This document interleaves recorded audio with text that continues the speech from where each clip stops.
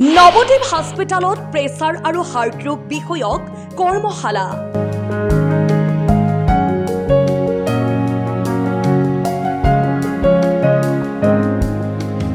নামনি অসমৰ আগশাৰীৰ ব্যক্তিগত খণ্ডৰ চিকিৎসালয়ত নলবাৰীৰ নৱদ্বীপ হস্পিটালত শনিবাৰে সন্ধিয়া প্ৰেছাৰ আৰু হাৰ্টৰ ৰোগ বিষয়ক কৰ্মশালা অনুষ্ঠিত হয়। হাস্পতালখনত এক গাম্ভীৰ্যপূৰ্ণ পৰিৱেশত অনুষ্ঠিত হোৱা গ্ৰীষ্মকালীন CME কাৰ্যসূচীটো অসম সংগীত পৰিৱেশনেৰে আৰম্ভ কৰা হয়। নৱদ্বীপ হস্পিটেলৰ চিকিৎসা সঞ্চালক ডাক্তৰ হিতেশ শৰ্মাই আধৰা কৰ্মশালাত আদৰণি ভাষণ দিয়ে পৰিচালন সঞ্চালক ডাক্তৰ সৌমেন্দ্ৰ নাথ শৰ্মাই।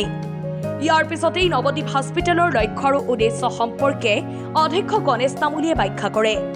হাস্পতালৰ প্ৰতিষ্ঠাপক পৰিচালন সঞ্চালক ডাক্তৰ প্ৰণৱ মল্ল বৰুৱাই কৰ্মশালাখনৰ বিষয়ে ব্যাখ্যা কৰে। কৰ্মশালাত মুখ্য বক্তা হিচাপে উপস্থিত থাকে হেল্থ চিটি গুৱাহাটীৰ অভিজ্ঞ চিকিৎসক ডাক্তৰ বজেন্দ্ৰ লহকৰ আৰু এইমছ গুৱাহাটীৰ অভিজ্ঞ চিকিৎসক ডাক্তৰ ৰাজীৱ ভাৰদ্বাজ। কৰ্মশালাত উপস্থিত থাকে doctor Prabhat Sharma, doctor SN Sharma, doctor Bhubaneswar Dutta, doctor Rahul Kalita. কৰ্মশালাৰ আৰম্ভণিতে বন্তি প্ৰজ্বলন কৰে নলবাৰী স্বাস্থ্য সেৱাৰ যুটীয়া স্বাস্থ্য সঞ্চালক ডাক্তৰ কৈলাশ ডেকা, ডাক্তৰ মদানন্দ ৰায় বৰুৱা, ডাক্তৰ প্ৰণৱ মল্ল বৰুৱা, অধ্যক্ষ গণেশ তামুলী আৰু ডাক্তৰ কামেশ্বৰ লহকৰে।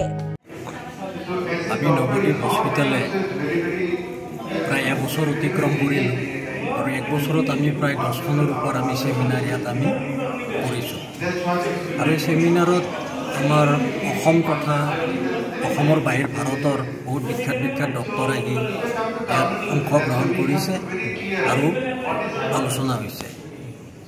আজিও আমি এখন ছেমিনাৰ ইয়াত আয়োজন কৰিছোঁ। আমাৰ হেল্থ চিটি হস্পিটেলৰ clinical director doctor Brajen Lahkar আজি প্ৰধান বক্তা, ৰাজীৱ ভাৰদ্বাজ এইমছ তেওঁ প্ৰধান বক্তা আৰু বহুত ডক্টৰ ইয়াত আহিছে। আজিৰ ছাবজেক্টটো আমি কমন ছাবজেক্ট লৈছিলোঁ হাইপাৰ টেনশ্যন মানে প্ৰেছাৰ আৰু হাৰ্টৰ বেমাৰ। এই দুটা লৈ পেলাই আজি আমি ছেমিনাৰখন আয়োজন কৰিছোঁ। কাৰণ আপোনালোকে জানে যে প্ৰেছাৰ কমন মানুহ বা সকলোৰে প্ৰায় প্ৰেছাৰৰ প্ৰব্লেম আছে আৰু তেওঁলোকে অৱগত নহয় যে প্ৰেছাৰটো কিয় হৈছে। খালি ঔষধ খাই থকা দিনকেইটা কমি থাকে, আকৌ পিছত হয়।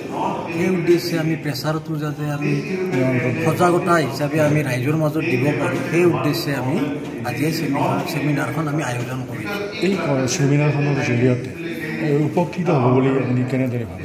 নিশ্চয় হ'ব, কাৰণ বহুত অৱগত নহয়। মইতো ক'লোঁ যে নলবাৰী এখন গাঁও প্ৰধান টাউন, ইয়াত বহুত গাঁৱৰ মানুহ আছে ওচৰে পাজৰে। তাৰ টাউনত সকলোবিলাকে চিকিৎসাৰ কাৰণে আহে আৰু আমি যিটো আজি ইমান বছৰে লাইনত থাকি আমি দেখিছোঁ যে মেক্সিমাম মানুহে প্ৰেছাৰত প্ৰেছাৰ আৰু হাৰ্টৰ বিষয়ে মানুহ হয় অজ্ঞান হৈ আছে। আৰু প্ৰেছাৰটো যেতিয়া হয় হাই প্ৰেছাৰ, এই হাই প্ৰেছাৰটোৰ কাৰণে কাৰ্ডিয়াক মানে হাৰ্টৰ এটাক কৰে আৰু তেতিয়া মানুহজনে হাৰ্ট এটাক হৈ মৃত্যুবৰণ কৰে। গতিকে আমি নৱদ্বীপ হস্পিটেলেতো চেষ্টা চলাইছোঁ যে যাতে আমি প্ৰেছাৰটো কেনেকৈ কণ্ট্ৰল কৰিব পাৰি বা প্ৰেছাৰ নোহোৱাকৈ কেনেকৈ থাকিব পাৰি, সেই উদ্দেশ্যে আজি আমি ছেমিনাৰখন আয়োজন কৰিছোঁ।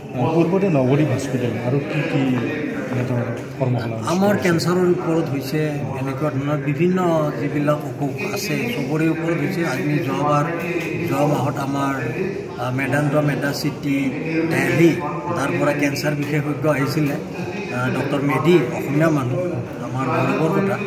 আৰু এনেকৈ বম্বেৰ পৰা আহিছে, এনেকৈ বহুত ভাৰতৰ বিভিন্ন ধৰণৰ ইয়াত ডক্টৰবিলাক আহি আমি ছেমিনাৰ আয়োজন কৰিছোঁ। News desk report, Assam time.